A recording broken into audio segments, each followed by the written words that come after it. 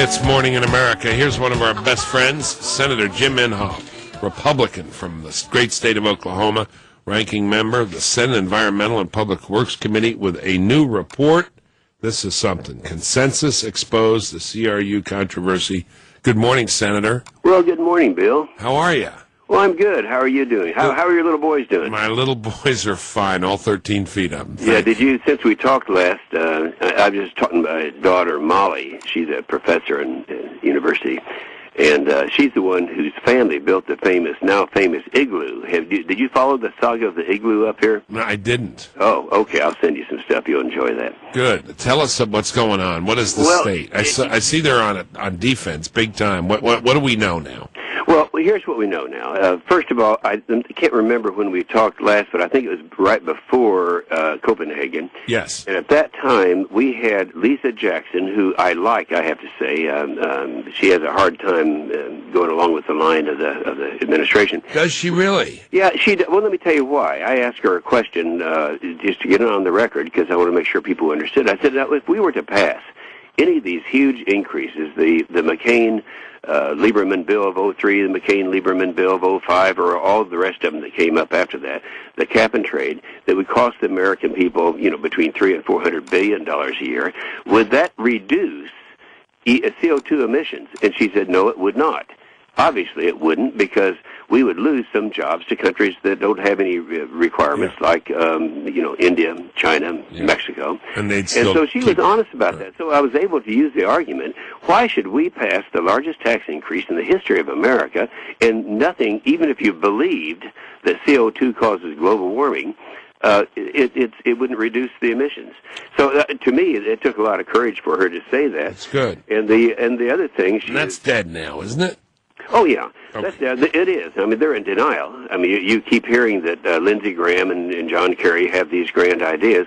They'll come up with something face-saving, Bill. It could be something just on, we support green energy or something like that. But their cap and trade is dead. I think a lot of people would ask the question, why go through this very complicated cap and trade thing? Wouldn't it be easier just to put a tax on CO2? To charge for, and it would, but the problem they have with that is then everyone would know how much it costs. Right. This way they can say, well, we're picking winners and losers, and everyone's a winner. And so that's the whole reason behind it. But here's what happened right before we went to Copenhagen. The Climategate thing came out. The timing was perfect. Now, I honestly did not know about this. But when it came out, they had all of these tapes, of people that were the scientists who were in charge of all this. I'm talking about people like Phil Jones, who was in charge of the East Anglia CRU, and that was kind of the collection point for the IPCC. Remind our listeners now, this all started with the United Nations back in 1988, and so he was the one who right in the middle of this thing. Michael Mann, remember that Michael Mann had that famous hockey stick way back about 10 years ago? Yes, sir. Which has been completely refuted. And so all these things came out, so we started looking into it. And we have come out yesterday morning, and you can pull it up on my website. It's inhofe.senate.gov, and you can read it. It's the Minority Report. I got it right here. Okay, well, good. I knew you would. And the things in there are just shocking that we have found out that they were doing in cooking the science. The reason I knew they were doing that is because when I took this on, I was the only one. That was about 8 years ago. So all the scientists who knew that they were cooking the science, they came to me and they said, this isn't true. They're just taking the science that they want to make their point, and all the things, the obstructing of the release of damaging data and information, all that stuff. So I made a speech on the Senate floor. That's 5 years ago, and the things I said, that's also my website. So the things, Bill, that we said 5 years ago is exactly what has turned out in these reports. So it's a serious thing. Now, I have to say this, because a lot of people are trying to say, as Lisa Jackson did yesterday, well, that was just a few, it was a miscommunication and all that. That isn't true. In fact, everyone's calling for an investigation now. The Chicago Tribune, the Atlantic, the Guardian, the Washington Post, Newsweek, the Economist. Over in UK, the Daily Telegraph is I think their biggest newspaper. They said this is the most serious science scandal of our generation. And so that's how serious this thing is that the whole world sees and they're trying to play down. So anyway,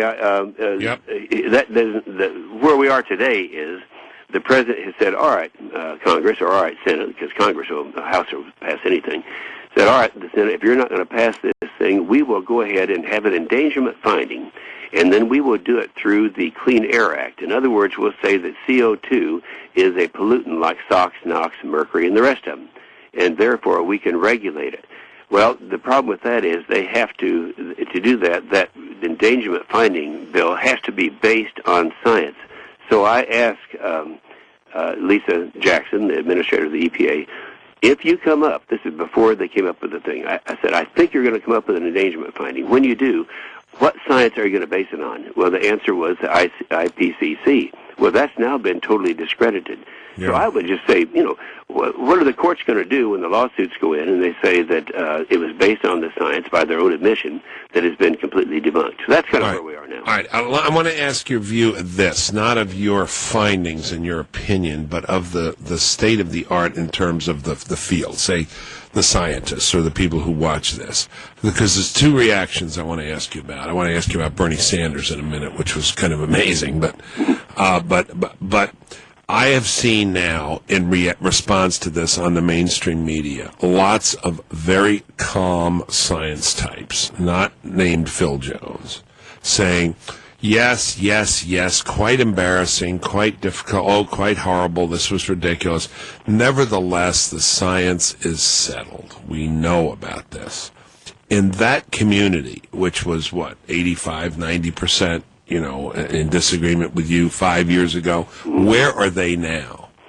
Well, they're still trying to say that the science is there. If you'll get the... But on a scientist, I guess I'm saying, if you take it as a subset, or does that not make any sense? Well, the ones that were in the hearing yesterday, these are all members, the Democrats on the committee, and they're all saying, oh, no, the science is there. And they... Bill, it's almost, and I've heard this for so many years now, the science is settled, the science is settled, the science is settled. Yeah. If they say it enough, they think, that everyone will believe it. And generally, people do. I've had a hard time with this issue. A lot of people say, well, no, the science is settled. We've heard that it is. But Phil Jones, I'll quote him, he said, and this is a quote, he said, I don't believe the vast majority of the climate scientists think the debate is over. Well, that's Phil Jones saying that, not me. So I think that it's read that quote again from Phil Jones. I don't believe the vast majority of climate scientists think the debate is over. Okay. And I read that yesterday twice during the hearing. Now a harder question: Is there a Democrat with intellectual integrity on this who has said to you, well, first privately, and then maybe publicly, you may be right here? Well, you mean Democrats saying to me? Yeah. Is there any Democrat with the intellectual integrity to agree with you? Oh, yes. There have been 3 of them, but it's not been public. You can't give us their names, no, right? I can't. Will they go public?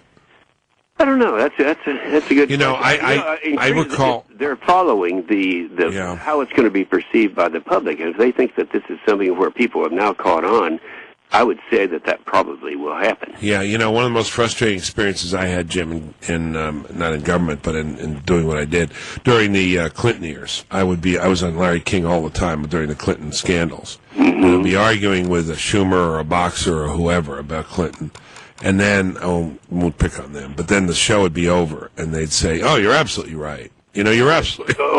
Yes, I've heard the same thing. I mean, what is that all about? I mean, I'm just wondering, there are people saying that to you, but they won't go public. Well, because this has been the number one issue. This is a religion, as I've heard you say before, with these people. And they get so offended. For Bernie Sanders to call me Hitler, that's pretty serious. This is like denying the Nazi threat to deny the global warming. And so that's how emotional these people are. They are in denial. You might remember the other day that, and I like Barbara Boxer, and I sat next to her because I used to be chairman of that committee. Now she is. But I said, after this stuff, I said, Barbara, let's face it, your global warming is dead. I won, you lost, get a life.